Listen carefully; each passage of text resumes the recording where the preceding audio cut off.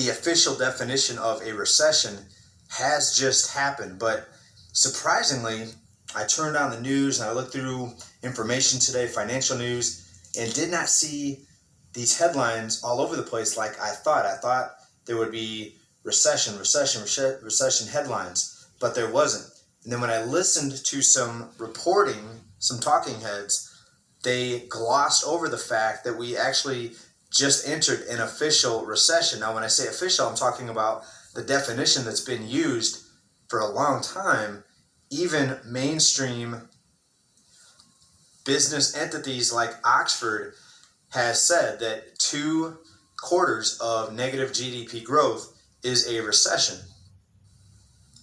And we even have headlines out there like this one right here: U.S. economy contracts for second straight quarter. The U.S. economy shrank for a second consecutive quarter this year, with GDP shrinking at an annualized rate of 0.9%. Right, so this should be news that's blasting everywhere. There should be headlines out there saying that there's a recession. That should be the topic everywhere you look in the business and the financial world, but it's not. Why do you think so? Why do you think it's not?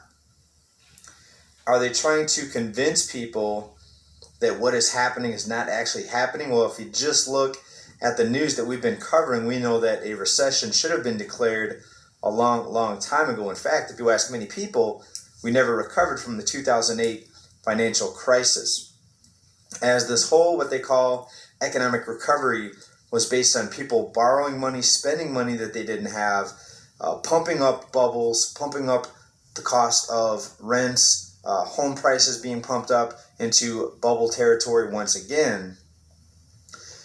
And now here we are, 2022, and people have leveraged themselves way beyond affordability, way beyond their means.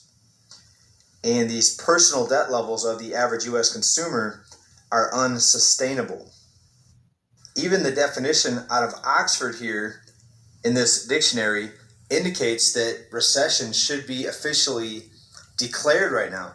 Here it is: a period of temporary economic decline during which trade and industrial activity are reduced, generally identified by a fall in GDP in 2 consecutive quarters. Right? So we have met the official recession indicators, or we have met the official metrics that have historically been used to declare if a recession is here or not. But they're not declaring a recession. Why is that? Now take a listen to this and listen to how they try to explain away the recession that we're actually in right now. And listen to this newscaster, then listen to Fed Chair Jerome Powell talk. And it seems to me like he's stumbling. But first, listen to the news guy here from this report explain away the 2 consecutive quarters of negative GDP growth. Then Jerome Powell after that. Take a listen.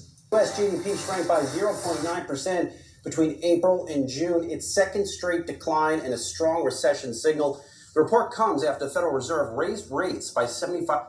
So now he's calling it a strong recession signal instead of saying, okay, this is now a recession because it meets the definition of a recession. 5 basis points yesterday, and Fed Chair Jay Powell making some market-moving comments. We will continue to make our decisions meeting by meeting and communicate our thinking as clearly as possible. As the stance of monetary policy tightens further, it likely will become appropriate to slow the pace of increases while we assess how our cumulative policy adjustments are affecting the economy and inflation. There you have it. Slow the pace of increases. They're already talking about slowing down on the rate. People are seeing in their area. That's what that email is for. And of course, inflation right now, in terms of a lot of people seeing things so expensive on the shelves, is a top worry for many folks here, not just in the United States, but everywhere. But we are getting a lot of different feedbacks, a lot of feedback about everything. There's a lot to be concerned about. So first of all, I want to say right now, I will repeat myself. Forgive me. But for those that have not heard me say this before, you do not need to come to a YouTube channel to understand that we are in a recession. We have been in a recession. I don't care what voodoo manipulation and sprinkling of magic dust that they're trying to do right now to make you believe that you are not in a recession. You know better. You do not need me to tell you that. You do not need another YouTuber to tell you that. You don't need anybody on the news media to tell you that, in the newspaper, on a blog, even your mama. You should have enough common sense, and I know that you do, that when you have gone shopping or bought gas or done anything with your life over the last 3 to 6 months, you can't help but turn around and look and go, this isn't looking real good. So we're going to go past that and say, we know where we are. You know where you are. You don't need some knucklehead numbskull, including me, telling you what the economic situation of the world and of the global economy is looking like.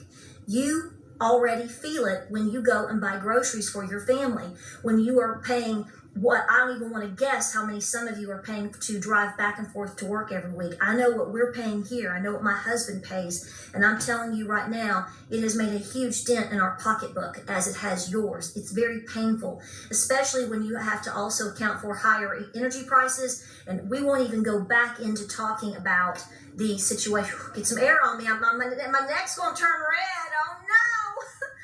Talking about the cost just to run a farm right now. Those are all separate, huge conversations, and they are enough to make you so mad that we would be here forever ranting. But let me explain to you right now. They are going to try to convince you that you are. Okay, let me be modest. They are going to try to convince you. It appears they could be trying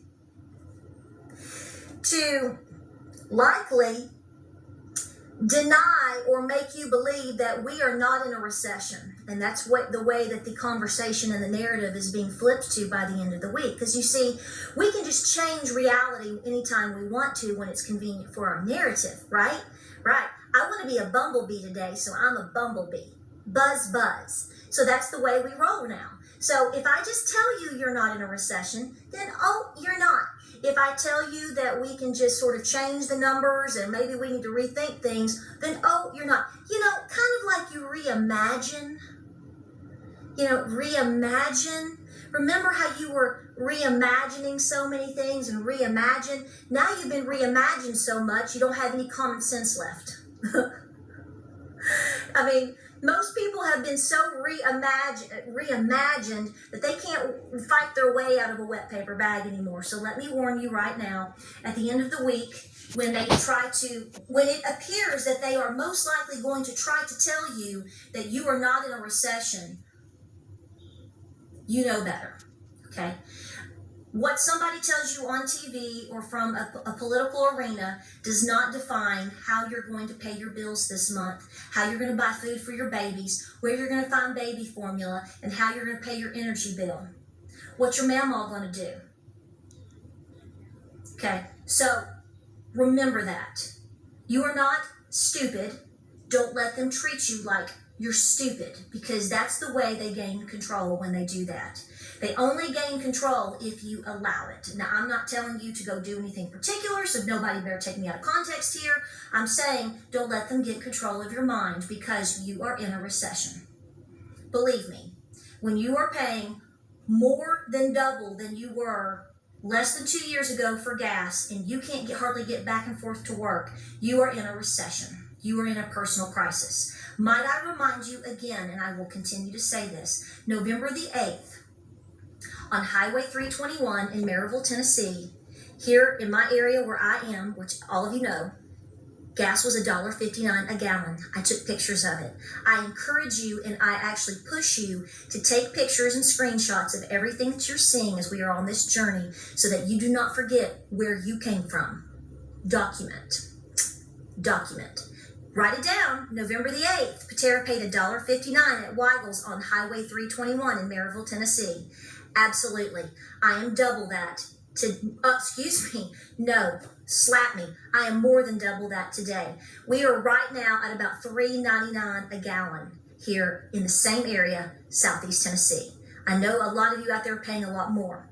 Now listen, they're also going to tell you that employment and the economy and things are so good. Well, if things are so doggone good, how come 7-Eleven is, I wrote down some stuff for you today. How come 7-Eleven is getting rid of almost 1,000 employees right now? And when I read the article from MSN.com, I'm not going, I went to, even MSN.com is posting an entire article. I'll post it, everything will be down below. 7-Eleven is letting go nearly 1,000 employees because they have to lower their expenses. Their gas is expensive. They're basically, it looks like by the article, they're having to do a restructure of the business. It goes into a lot of different details. But the point is people are losing jobs. It's the weirdest scenario I've ever seen in my life. People are losing jobs and places can't get workers. Where the truth is in all of these scenarios that we are seeing, we can only guess. But what I do know is you better be preparing. That's going to be the theme throughout every article I tell you. The next thing I'm going to tell you is, this just came out yesterday. Now, this is from, I believe, the Tennessee Conservative. So, see, I kind of flipped on you. See how I'm in the mushy middle? Hiring freeze. Nearly half of all small business owners are not willing to hire now because of labor costs and skyrocketing inflation. 45%. This article came out yesterday, I do believe. I'll link it down below. Have halted hiring. So this is where my mind went, and I think, somebody's going to say, well, that's easy for you to say. There's been a conversation going on in my home. I don't know if I have said it on a video, but I'm going to say it today. If you are in fear, no. We're all in fear of losing jobs. If you are an individual out there that could get a job that is not currently right now working due to whatever the reasons we're seeing people not work, but you can go get a job right now, one that you're comfortable working at, one that's paying at least a wage that you feel is, something you could work for. I'm not going to say what I can say what I think, but everybody's going to argue it. Just hear me out. We could get to a point, folks, this is the point, we could get to a point that you may not be able to get a job because nobody's going to hire anybody. It's kind of like, I don't want to say get it while the getting is good. Because I know if I say, go get a job at Chick-fil-A, somebody's going to say, who are you to tell me to go work fast food? So see, that's what I'm kind of dancing around here. I'm not telling you to go get anything, but probably a job. Because if you're riding out thinking that the government or your neighbor is going to save you, you're wrong. If you think your churches are going to swoop in and save you, you're probably very wrong, because most preachers right now aren't telling their congregations to stock up and to be prepared for hard times. So guess what? When you can't feed little Johnny at the dinner table, they don't care that pastor ain't gonna care if you got a biscuit in that baby's mouth. You hear me? You hear me? If they're not helping people now, and if they're not speaking truth now, they're not coming to help you down the road. So I want to say, I'm going to say this to you like I would tell my own kids. Get your foot in the door. Don't sit around and think that this is going to be a situation where, you can just go get a job whenever you want to. Now, I know there's been some people comment recently saying, oh, they're not really hiring. That's all a lie. I'm not going to get into the minutia of that. I do not believe that every gajillion job posting that we can see everywhere that we go is a lie. Maybe some of them are. Maybe some of them only will want you to work 3 hours a week. I don't know. Okay? I get what you're saying. That's another debate for another day. But you probably should go find out. Because if you're going to be relying on a paycheck by your input of labor at a place of employment and you don't have one right now, probably would be a good time to get really aggressive and go get one. I want to know that I said that because I don't think people are thinking outside of the box and understanding that if we fall into a recession, which frankly will borderline a depression, if not push us into one. See, they're going to lie to you. So, you could be out here gnawing on trees and not have a thing, and they're going to lie to you and say that your life is good, and, you'll be happy. So you need to think about what scenario that you're in, Okay, I am totally sympathetic to a lot of folks' situations right now for everything that we've been through the last 2 years. I get it, but I'm concerned for your future. If you have an opportunity to get employment now, and it's kind of important for you to thrive, you better take it. You better do it. I want to know that I said that, and I would say that to my own voice, so I'm not taking that back. Last but not least, the Family Dollar has recalled 400 items. I'll put that down below because they were improperly shipped. Imagine that. By the looks of what I saw on the file, it looks to be a lot of body products, medications, toothpaste, etc., etc. So I don't know if you've seen that recall, but 400 items.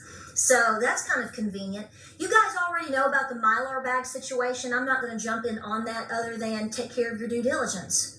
Take care of your due diligence. I mean, obviously, there's going to be a lot of different things that are going to be happening as time presses forth. So, the more that you prepare, the more that you get items when they're available, when you can, the better off you're going to be. A few minutes and just get into what's happening right now. Market up today. We're in a recession and the market doesn't care. The administration just came out a little while ago and it is touting another spending bill that it wants Congress to pass. This will be another $700 billion. Markets like that, more easy, free money coming to the market. I think this is why gold is up over $30 as I make this video, silver up over $1. This is more massive inflation creation coming to America. $700 billion. The administration today said that it will produce savings for people. So we're going to print and borrow more money so that it produces savings for people. No, it's going to produce more inflation. And as the administration was out touting this, market went up another 100 points. Loves it. Also, they said that we're going to get a 15% minimum corporate tax. Guess who's going to pay that? It's not going to be corporate America. It's not going to be the corporation. You and I are going to pay that corporate tax. That gets passed on to you and I. So get ready to pay more, ladies and gentlemen, for literally everything. They're going to create more inflation. So while we're raising interest rates 75 basis points, we're going to print another, we're about to, this thing goes through, we're going to print another $750 billion.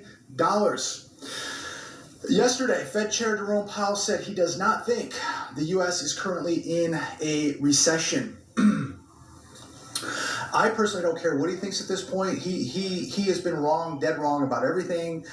He's not doing enough to even fight inflation. They're printing more money, buying bonds, buying stocks, while raising interest rates 75 basis points, doing absolutely nothing to fight inflation. This guy, unfortunately, is worthless. We're told about a strong labor market. Well, jobless claims came out today. Last week, nearly the highest level in a year, 256,000 people filed first-time jobless claims. So much for the strong labor market. Pending home sales fell 20% in June versus a year earlier as mortgage rates soared. Stay tuned. Watch this video. I'm going to take you through another development. $550,000, $650,000, $700,000 buys you, it's laughable. And I don't know who in the world can do this now, even with incentives. So I'll break down the financing on these homes that D.R. Horton is offering. I don't know who can do this, and I don't know how bad it's going to get in housing, but what I do know is inflation isn't going away. The labor market is falling apart. People are continuing to lose their jobs every week, every day. Inflation continuing to soar. So who's going to buy houses when you have a mortgage of $3,000, $4,000, $5,000 for a cookie cutter? Just does not make any sense. Comment down below. Let me know your thoughts, and feel free to comment on anything during this video. We would love to know your thoughts. So many people read those comments. It's incredible, the wealth of knowledge down in those comments. The hedge, a storm of indicators show the U.S. consumer is tapped out. The U.S. economy is a 70% retail and service economy. This means it is entirely reliant on continued growth in domestic consumption in order to maintain all other elements of the system. They're going to pump more and more money into this economy, trying to get the average consumer to spend it.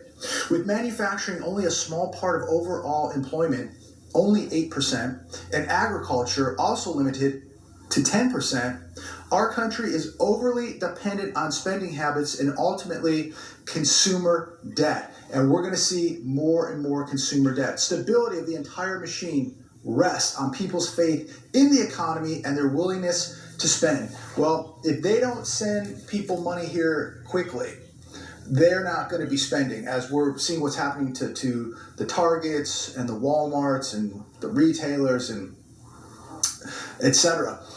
So today, markets love this. Right now, I don't know where they're going to close. Dow Jones up over 305 points. Loves this. More free money coming. Best Buy cuts its outlook, joining other retailers as inflation pressures shoppers. People aren't buying big screens like they were a year ago when they had all that free money. So we're going to see how much more damage they're going to do to the economy by basically sending out more stimulus and using more of these